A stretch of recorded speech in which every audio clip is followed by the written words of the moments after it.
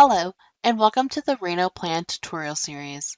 In this video, we will be covering how pro users can measure with Bluetooth lasers.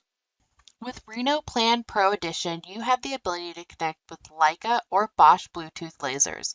These lasers can be found at Home Depot, Lowe's, and also online. To get started, let's select the Tools icon in the top left, and then select Laser Meter from the list. From this menu, I will select Disto. If your device doesn't appear right away, select Refresh. Once my device appears, I can quickly tap it to be connected. Connection will be confirmed by the blue check mark. Under the Tools menu, we can select the Free Draw tool to start tracing out our rooms. Place your starting point with the crosshairs and swipe in the direction you are wanting to measure. Once you have swiped in the direction, shoot your laser to receive the correct measurement. The great thing about this is that any line size, short or long, will be adjusted accordingly. Continue this process of swiping and shooting the laser until you have completed your rooms.